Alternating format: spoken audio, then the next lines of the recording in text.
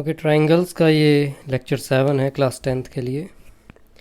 तो इसमें हम कुछ एग्जांपल्स को डिस्कस करेंगे। जैसे मैंने कल कहा था कि आज हम एक्सरसाइज देखेंगे, लेकिन पहले हम एग्जांपल्स को डिस्कस करेंगे, फिर हम कल एक्सरसाइज देखेंगे, ठीक है।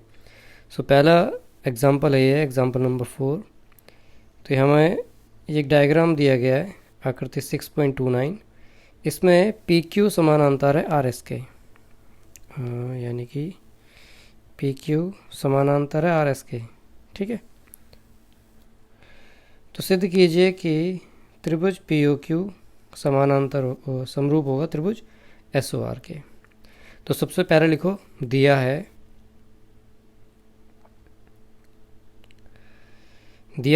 पी क्यू समानांतर आर एस, ठीक है। इस तरह से लिखना है, पी क्यू समानांतर आर एस तथा पी को एस से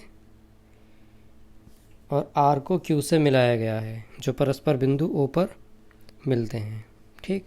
सिद्ध करना है मैं लिखिए ये त्रिभुज पी ओ क्यू समरूप त्रिभुज एस ओ आर।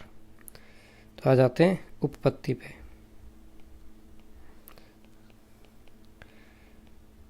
तो जो प्रूव करना है उन्हीं त्रिभुजों में हम लेते हैं त्रिभुज पी ओ क्यू तथा त्रिभुज एस ओ आर में, ठीक है। देखो, अब मुझे बताओ, चूंकि पी क्यू समानांतर है आर एस के, ठीक, पी क्यू समानांतर है आर एस के, तो कोण पी बराबर होगा कोण एस के। क्यों? एकांतर अंतः कोण है। चूंकि पी क्यू समांतर आर एस तथा तिर्यक रेखा जो समांतर रेखाओं को, दी गई समांतर रेखा को काटती है ना, तिर्यक रेखा कौन सी? पी एस इन्हें काटती है, ठीक है। हम पी एस की बात इसलिए कर रहे हैं क्योंकि हम कोण पी और एस को ले रहे हैं, क्यू और आर भी काटती है वैसे तो। अतः कोण पी बराबर कोण एस, है ना। देखो संगतता देख लो, पी और एस, ठीक है, पहले पहले आ गए। क्यों कह सकता हूं मैं ऐसा? एकांतर अंतःकोण लिखेंगे, चूंकि एकांतर अंतःकोण परस्पर समान होते हैं। कब होते हैं? जब रेखाएं समांतर हैं, ठीक है, समान होते हैं। इसी प्रकार अगर मैं लिखूं पी क्यू समांतर आर एस तथा क्यू आर इन्हें काटती है, तो कोण आर और क्यू बराबर होंगे। दूसरा कलर ले लेते हैं, कोण आर बराबर होगा कोण क्यू के। क्यों? क्योंकि ये भी एकांतर अंतःकोण है। तो मैं लिख सकता हूं इसी प्रकार, यानी सेम रीजन के साथ, कोण क्यू बराबर कोण आर, है ना। हमें संगतता देखनी होगी भाई, पी ओ क्यू में तो क्यू है और एस ओ आर में वो कोण आर है, ठीक है। देखो क्यू और आर, ठीक, हाईलाइट करके दिखा दिया। अब देखो, अगर इन दोनों त्रिभुजों में दो संगत कोण परस्पर समान है, तो त्रिभुज कैसे होंगे? समरूप होंगे। अतः त्रिभुज पी ओ क्यू समरूप त्रिभुज एस ओ आर। और कैसे कैसे? कोण समरूपता से, ठीक है। ज़रूरी नहीं कि हम तीनों कोण दिखा सकते थे। P O Q S O R के बराबर है, शीर्षाभिमुख अंतःकोण है, लेकिन ज़रूरत नहीं है, यही हमें प्रूव करना है, ठीक है। सो नेक्स्ट एग्जाम्पल पे चलते हैं। उदाहरण 5, कोण पी ज्ञात करना है, यानी कि ये वाला। देखो ज़रा, हमें क्या क्या दिया है। दिया है त्रिभुज ए बी सी और आर पी क्यू, और इनमें भुजाओं की माप लिख लो, जिनमें ए बी बराबर 3.8, बी बराबर 6 सेंटीमीटर, और ए बराबर 3√3। त्रिभुज आर पी क्यू में आर पी बराबर 6√3, पी के बराबर 12, आर के बराबर 7.6 सेंटीमीटर। इसमें लिखेंगे हम ज्ञात करना है, क्योंकि सिद्ध नहीं करना है, इसमें ज्ञात करना है। तो ज्ञात करना है कोण पी का मान, ठीक है। चलो इसमें लिखेंगे हम हल। जब सिद्ध करना हो तो हम लिखते हैं उत्पत्ति, और जब ज्ञात करना हो तो हम लिखते हैं हल।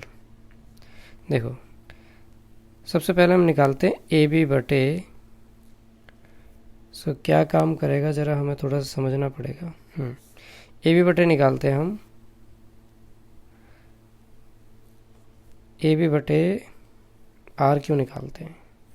ए बी है, ए बी तो R Q, A B R Q कितना आएगा। ए बी देखो कितना है 3.8, और आर क्यू कितना है आपका 7.6। डेसिमल से डेसिमल गया, 38 से कम 38, 38 दूनी 76, 1/2 आ गया। फिर आप निकालिए बी सी, बी सी बराबर हो जाएगा आर पी, बी सी बटे एक सेकेंड, हाँ ठीक है, हमारा था ए बी बटे आर क्यू, हमने आर क्यू ऐसे लिया, ठीक है ओके। तो अब हम ले रहे हैं बी सी, तो इस साइड को चले तो यहाँ पे अब इस साइड को चलेंगे, बी सी बटे क्यू पी। तो बी सी कितना हमारा 6 है, क्यू पी कितना हमारा 12, 6 कम 6 और 6 दूनी 12, ये भी कितना आ गया 1/2। अब आ गए हम इधर सी ए, तो फिर डायरेक्शन ऐसे लेंगे, तो ये हो जाएगा पी आर, ठीक है। संगतता को चेक कर रहे हैं, तो ये हो गया 3√3/6√3, √3 से √3 गया, 3 एकम 3, 3 दूनी 6, तो कितना आ गया। सभी संगत भुजाओं का अनुपात बराबर आ गया, 1/2, 1/2, 1/2, ठीक। अगर संगत भुजाएं अनुपातिक है तो त्रिभुज कैसे होते हैं, समरूप होते हैं। तो अतः त्रिभुज ए बी सी समरूप होगा त्रिभुज किसके, आर क्यू पी के, आर क्यू पी के, ठीक है। कैसे, देखो ए के संगत आर है, बी के संगत क्यू है, और सी के संगत पी है, ठीक है।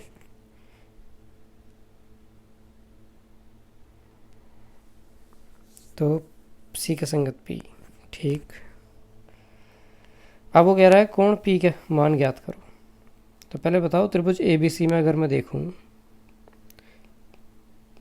हमें मालूम है चूंकि कोण ए प्लस कोण बी प्लस कोण सी बराबर कितना होता है 180 अंश, है ना भाई। त्रिभुज के कोणों का योगफल कितना होता है, त्रिभुज के कोण है तो योगफल संपूरक होगा, है ना। कोण संपूरक होते हैं त्रिभुज के तीनों अंतः कोण, उनका योगफल 180 अंश के बराबर होता है। अब ए कितना हमारे पास 80, ए 80 और बी है 60, तो ए की जगह 80, बी की जगह लिखो 60 अंश, सी हम ज्ञात कर लेंगे। 60 और 80 कितने हो गए 140, 140 को इधर ले जाओ, प्लस का माइनस हो जाएगा, तो कोण सी बराबर 180 माइनस 140 अंश, तो कोण सी बराबर कितना हो जाएगा 40 अंश। अब मुझे बताओ कोण सी का संगत कौन है, सॉरी कोण पी के संगत, क्योंकि पी निकालना, तो पी के संगत है सी, इसलिए सी निकालना पड़ा। चूंकि कोण पी बराबर कोण सी, अतः कोण पी बराबर कितना हो जाएगा 40 अंश, आंसर, ठीक है। यह हमें यही निष्कर्ष निकालना था, पर चलो कोई बात नहीं। अच्छा, आकृति में ओ ए गुणा ओ बी बराबर ओ सी गुणा ओ डी है, तो दर्शाइए कोण ए बराबर कोण सी, कोण ए बराबर कोण सी, कोण बी बराबर कोण डी है। ठीक है जी, बहुत आसान है, लिखो। दिया है आकृति में O A dot O B dot मतलब यहाँ गुणा है, O A dot O B is equal to O A dot O C dot O D, ये लिख लो। सिद्ध करना है ये, ठीक है, सिद्ध करना लिखो, कोण ए बराबर कोण सी और कोण बी बराबर कोण डी। तो रचना कुछ नहीं करनी, सीधा आ जाते हैं उपपत्ति पर। देखो हम लेते हैं त्रिभुज, बल्कि त्रिभुज में लेने से पहले जो दिया है उसको यूज़ कर लेते हैं। चूँकि मुझे बताइए ओ ए डॉट ओ बी बराबर ओ सी डॉट ओ डी है, ठीक है। अब मुझे बताओ कि अगर मैं ओ ए डॉट ओ बी और ओ सी डॉट ओ डी दिया है, ठीक है, तो ऐसा करते हैं, इस ओ सी को तो इधर ले आते हैं और इस ओ बी को इधर ले जाते हैं, ठीक। अभी क्या होगा, देखो ये ओ सी यहाँ मल्टीप्लिकेशन में, राइट हैंड साइड में जाएगा तो अपॉन में आ जाएगा, तो ओ ए अपॉन ओ सी आ जाएगा। ऐसी ओ बी भी राइट हैंड साइड में जाएगा तो, अच्छा O C left hand side में है, sorry, O B right hand side में जाएगा तो O D upon O B हो जाएगा। यानी ओ ए का अनुपात ओ सी से, ओ ए का अनुपात ओ सी से और ओ डी का अनुपात ओ बी से है, ठीक है। अब लिख लेते हैं त्रिभुज ए ओ डी तथा, सॉरी इसे मिटा लेते हैं, तथा त्रिभुज ए O D C O B के हैं ना, सी ओ बी में। अब देखो ज़रा, क्योंकि देखो ए के संगत सी आ रहा है, ए के संगत सी ले लिया, बी के संगत डी ले लिया, ओ कॉमन है, ठीक है।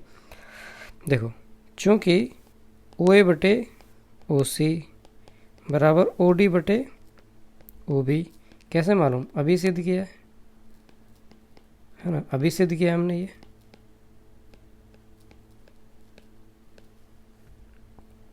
अच्छा जी, तथा कोण ए ओ डी सॉरी बराबर कोण सी ओ बी, ये वाला कोण इसके बराबर, क्यों, शीर्षाभिमुख कोण। तुम लिखोगे शीर्षाभिमुख कोण परस्पर समान होते हैं,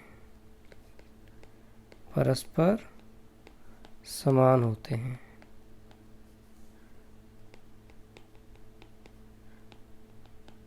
ठीक है, ओके, यहाँ तक हो गया। अब देखो हुआ क्या कि हमें दो भुजाएं सब समानुपाती दे दी और उनके बीच के कोण बराबर दे दिए। तो साइड एंगल साइड समरूपता से हम कह सकते हैं कि दोनों त्रिभुज समरूप होंगे। अतः त्रिभुज ए ओ डी समरूप त्रिभुज C O B, side angle side समरूपता से लिख सकते हैं हम ऐसा। और अगर ऐसा है तो सीधी सी बात है, अगर समरूप तो संगत कोण बराबर होंगे, तो कोण ए के संगत क्या है, कोण सी, तथा कोण डी के संगत क्या है, कोण बी, है ना, यही प्रूव करना है। Okay, clear. सो देखते हैं, आगे चलते हैं। 90 सेंटीमीटर की लंबाई वाली एक लड़की बल्ब लगे एक खंभे के आधार से परे 1.2 मीटर प्रति सेकंड की चाल से चल रही है। यदि बल्ब भूमि से 3.6 सेंटीमीटर की ऊंचाई पर है तो 4 सेकंड बाद उस लड़की की छाया की लंबाई ज्ञात कीजिए। बल्ब भूमि से 3.6 सेंटीमीटर की ऊंचाई पर है।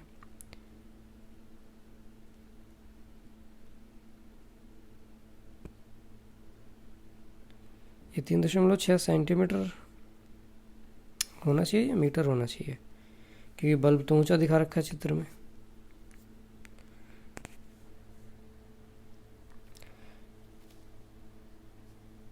इसे मीटर मान के कर लेते हैं,